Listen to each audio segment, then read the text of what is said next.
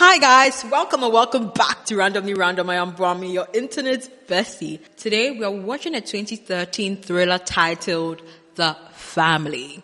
The plot?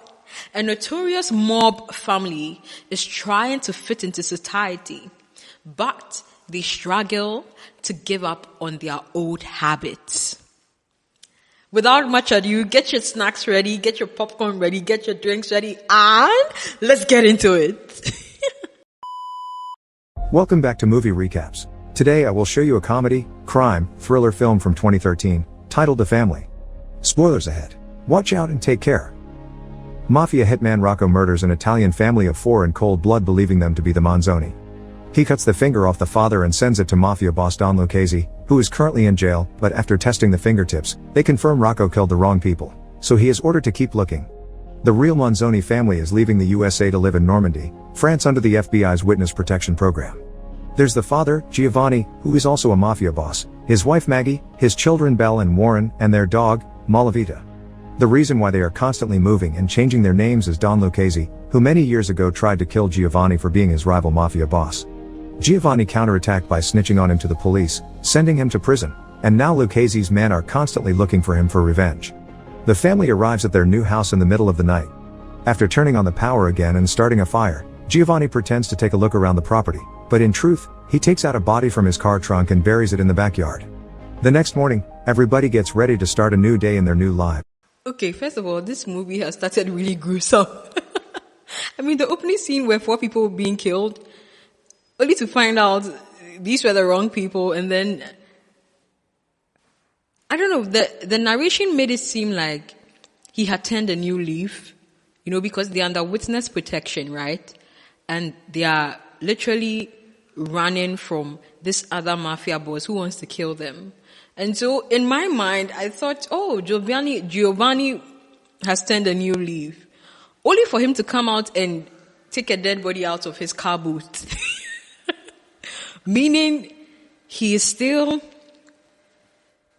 wicked. He's still that mafia boss, right? I mean, they made it seem like he snitched on this other mafia boss and he just, he's changed. He and his family are looking for a new beginning, a fresh start. He's no longer, part of doing any criminal activities. Let's continue and find out what happens. Maggie goes to check out the town and see if there's anything interesting to do or see. Her worst fears are confirmed by the waitress at the cafe she stops at, though. This is a small town and it has little to do in it. Then she goes to the convenience store to get groceries, where she overhears the clerk and some clients insult Americans, thinking Maggie won't understand them because they're speaking French. Furious, she grabs some alcohol and a gas tank from the shelves and throws them in the storeroom before proceeding to light a match and throw it in there too. Then she pays for her groceries pretty quickly and leaves the market right before. What?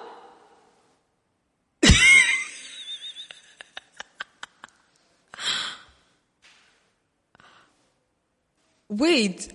Why was her worst fear acknowledged when the waitress said that the town is a small town and has really nothing going on? Isn't that the perfect town they need to be in if they are running away from people that are trying to kill them?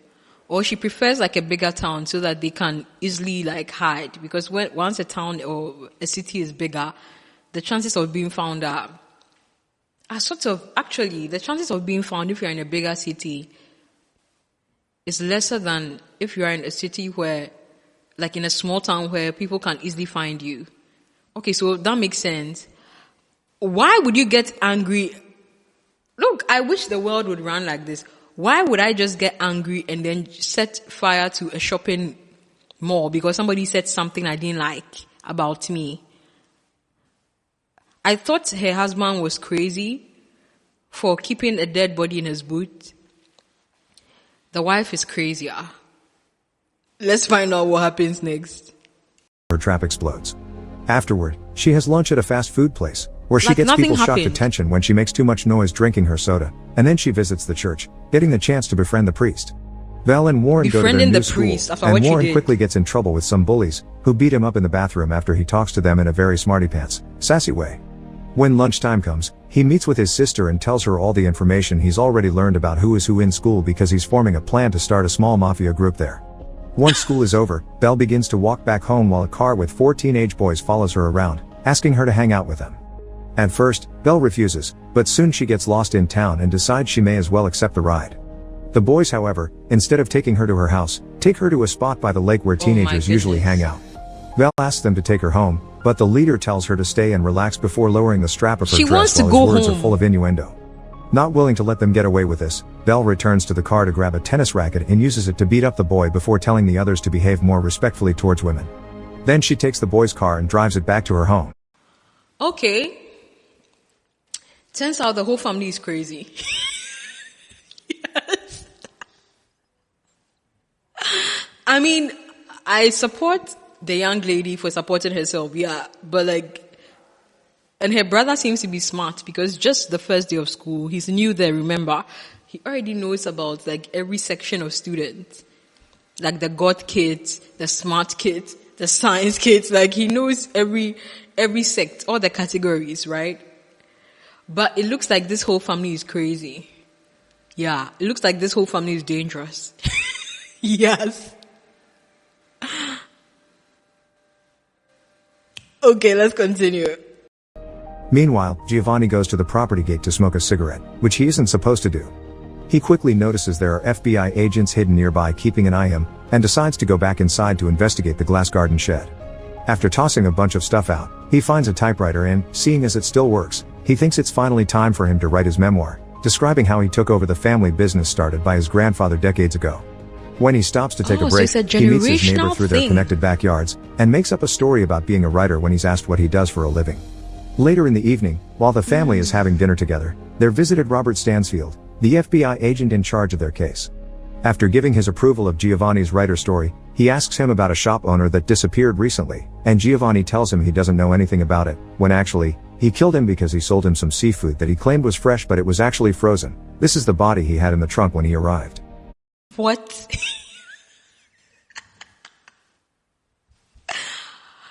So let me get this straight. He went to a restaurant.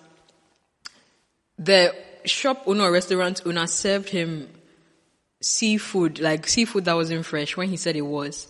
He kills the person.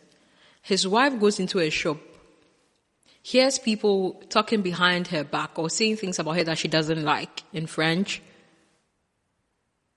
And then she just sets fire to the shop. These are two, they belong together. They have anger issues. They clearly have anger issues. And I'm praying for their kids because their kids seem to develop in the same, sort of mannerisms, the same sort of behavior. Okay?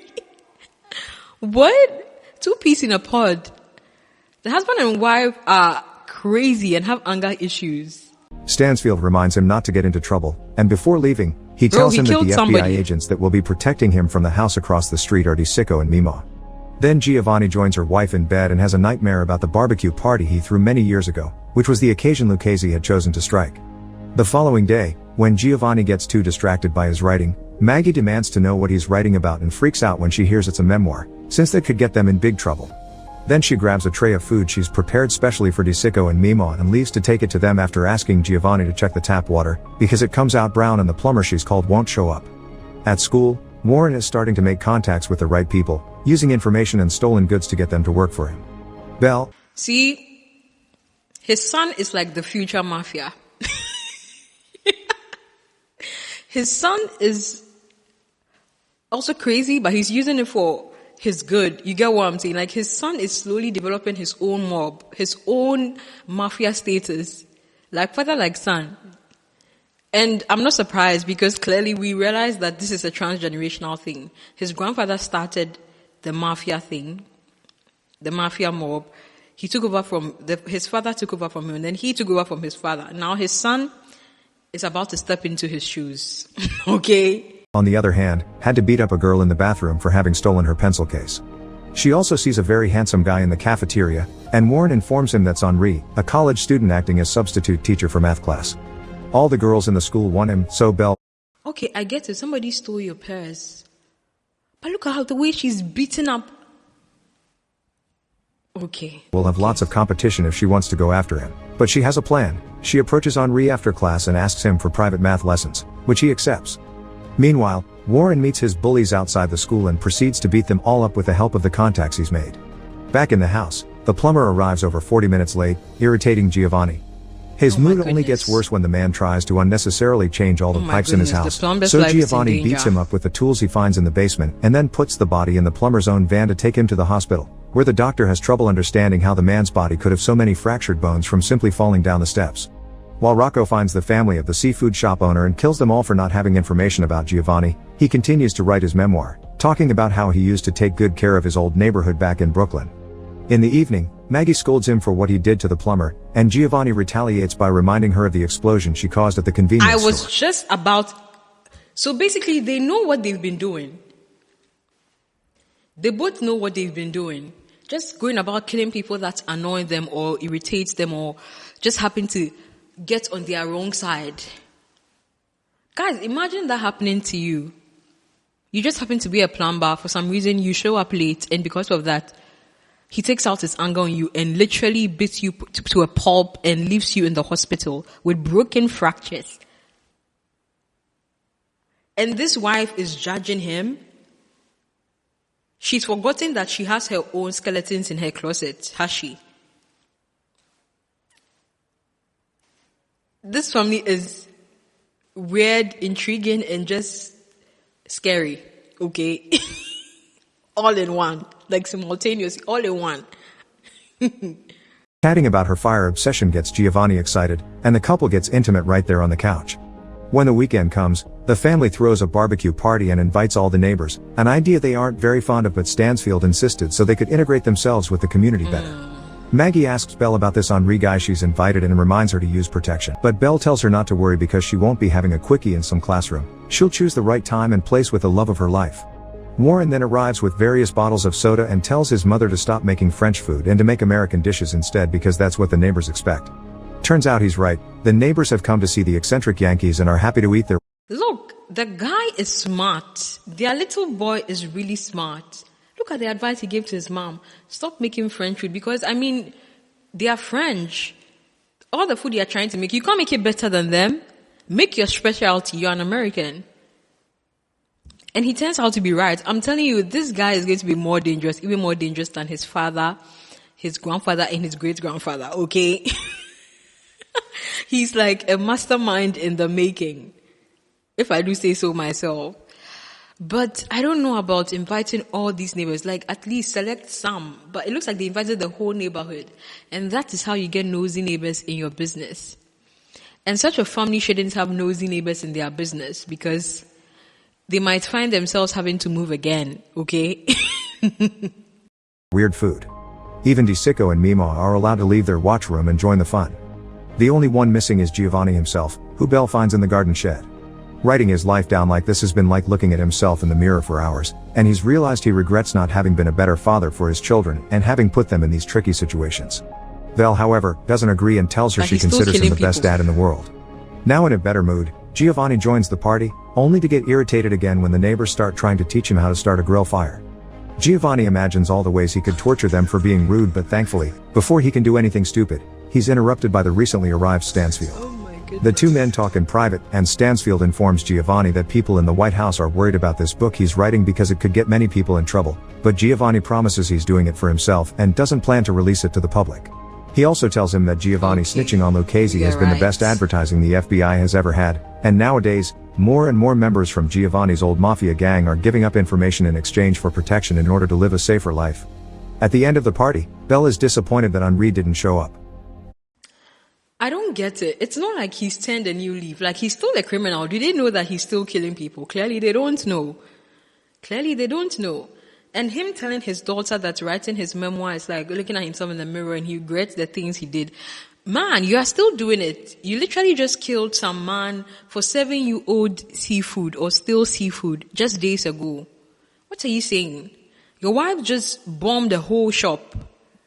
Okay, not bombed, but like she set fire to a whole shop. What are you saying? Like you're still the same person. Why is this FBI agent praising him? The following day, Giovanni goes to see the mayor to discuss the brown water problem. The man doesn't have a solution though, and Giovanni imagines himself beating him up for it before leaving the office without creating any kind of trouble. Next, he visits the water company, where he confirms the water already arrives dirty to their reserves, and one of the workers there gives him a clue behind the cause, a local fertilizer factory. Giovanni visits that factory next, and when the boss proves to be unhelpful and rude, Giovanni ties him to the back of his car and drags him down the road until he's ready to confess. The man explains to him how to find the turbine he must deactivate to get clean water, and now that he has the information he needs, Giovanni leaves him in the middle of the road with his bike after promising to cut his balls if he ever tells anyone what happened. When he returns home, he finds Stansfield reading his manuscript, who quite likes it but still scolds Giovanni for writing it in the first place. Meanwhile, Maggie continues to— Why are you scolding him for writing it? You gave him permission to write it. And, okay, when it comes to the waterman, I get that he tortured him for good, right? For the good of everybody, because the water in the town is basically coming out brown. And it looks like all the water people are in cahoots, right? But you don't have to torture somebody. Like, there are other ways to get it. Same old stories, like a broken record. These people are crazy. Visit the church, and the priest manages to convince her to do a confession with him after promising her everything she tells him is confidential. The things she says are so disturbing, however, that they haunt the priest for a week, and he forbids her from entering his church ever again. At school, Warren has forgotten to write something for the school paper as he had promised, so only having 5 minutes to hand something in, he ends up quoting Lucchese from the time he met him as a boy. The newspaper passes from hand to hand all over the place, used to be read in the plain or wrap things, and that's how it makes it to Lucchese's cell. The old man immediately recognizes the quote and sends his men to Normandy to find Giovanni once and for all. After class, Belle visits Henri at his classmate, and they end up making love against the door after she locks it. I hope this In is the an evening, imagination. Giovanni gets a call from one of the neighbors that came to the barbecue, inviting him to a film event the community— Wait, that was real? Except the girl is older and pretending to be of high school age just so they can fit into the society. That teacher needs to be in prison. Okay? That teacher needs to be in prison because clearly he's a PDF file. You know what I'm talking about. She's a minor. Unless she's pretending to be a minor just because of where they find themselves, or the scenario in which they find themselves, the situation in which they find themselves. Jail is that teacher's next destination. Guys, let me know your thoughts so far. What do you think of this? Are you enjoying the movie? Have you watched the full movie before? Let me know in the comments. Let's continue. Shares every month. They watch a movie and then discuss it. And since next time they'll be watching an American classic, they want Giovanni there to guide the debate with his expertise as a writer. Giovanni accepts, and since the FBI listens to all his calls, Stansfield shows up minutes later to tell him what an awful idea it is. Giovanni doesn't agree. He thinks this is a great way to show they're fitting in, and makes Stansfield accept to come to the event with him. The following day, Warren's violent and criminal activities are discovered by the school board, so he rushes back to the house to get some money and fake documentation in order to escape to Paris and start his own illegal business there as his father had done at 13. Before leaving, he says goodbye to his sister, who is depressed because she's fallen in love. Wait, she's just letting him go like that. Okay, this family is full of independent hurts. Like, clearly, they are all very independent. Like, your 13-year-old brother is telling you that he's running away to France to start his own mob, and you're just like, you're not worried, you're not calling your parents to tell them, you're just like hugging him and wishing him all the best. Okay. Like, you can tell that because of their dad and their mom, they grew up very independent. Like, they think independently. I don't know if you guys get what I'm trying to say. Like, they are very independent thinkers, right? They don't really care what anybody else is doing. They have a mind of their own. With Henri, but for him, she's only been a fling, and now he's graduated. He will live in Paris too. Giovanni leaves a doll on his seat so the FBI thinks that's him, and sneaks out of the house to plant a bomb on the turbine that makes the water brown. Afterward, he meets with Stansfield, and together they go to the film event, where they discover they'll be watching Goodfellas. Stansfield thinks this is even a worse idea now, but Giovanni points out leaving before the movie starts is even more suspicious. After the movie is over, Giovanni is asked to tell the audience about how accurate to real New York is, and Giovanni can't help it anymore and starts telling stories about his life there as a mafia boss, which the people present think it's fictional. Stansfield still doesn't approve though, and thinking Giovanni. Of course, they would think it's fiction. Of course. Like, think about it. Are you walking around thinking that your neighbor is some mafia, some mob mafia? No. Are you walking around thinking your current neighbor, think about your current neighbor, kills people and just throws their bodies away? No. I am definitely not thinking of my neighbor that way. So of course, if he comes in and tells me something, I might think it's fiction. Like what? But why do I feel like this is the perfect gathering to be attacked? I feel like maybe the man that is looking for him currently has somebody sitting in this crowd ready to kill this man, Giovanni. But let's see what happens. I may be wrong, alright? Out of control. He calls DeSicco and Mima to tell them to round up the family and begin Plan B. In the meantime, Warren is at the station, waiting to take the train to Paris, and Belle is on the roof of a house while calling Henri on the phone, threatening to kill herself if he doesn't take her back. Girl. At that moment, I thought you were both stronger siblings see a than group this. of mafia hitmen arrive in town, so they decide to go back to the house to warn their parents, especially after Warren tries to call them and gets no response because Maggie couldn't get to the phone in time. The hitmen kill everyone in the police station and use their records to find Giovanni's address. They also kill the firefighters and cut the tires from the fire trucks.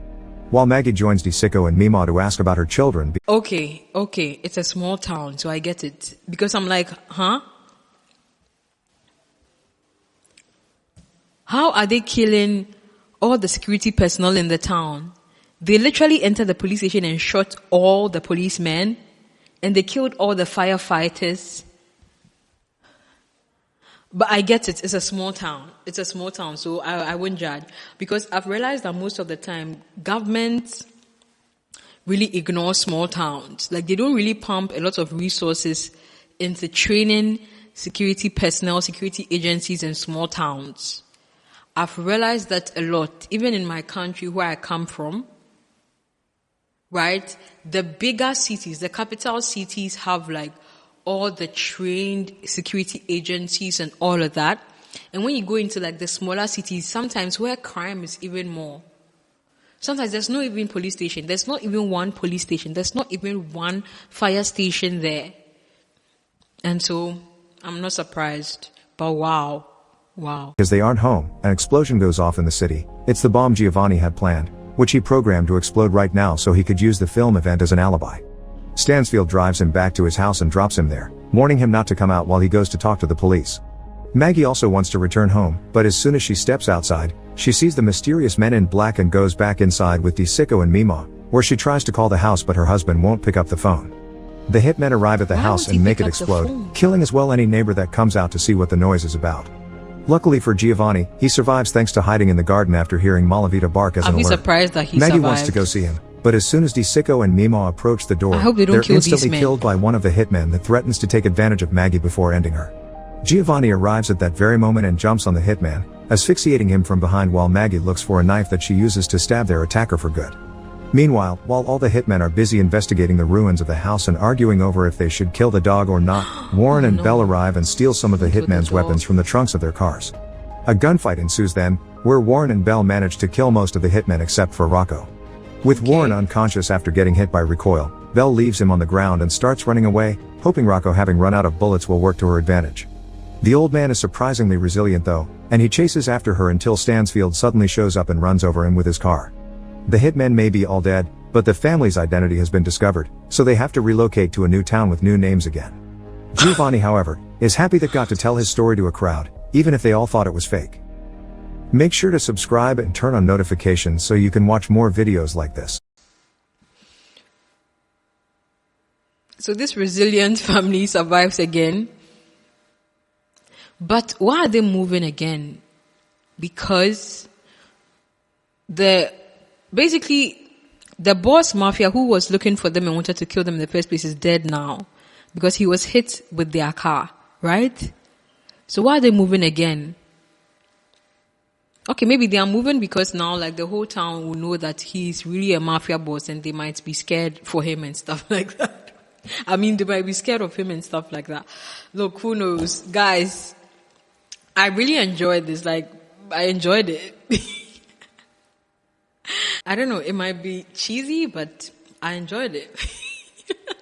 Like, I enjoyed it because most of the things that happened, it was predictable, but there was also suspense in a way that, like, for example, there are anger issues leading to killing people I didn't expect. So whenever that happened, I was just like, what? What just happened? They killed somebody else. Like, she set fire to the shop.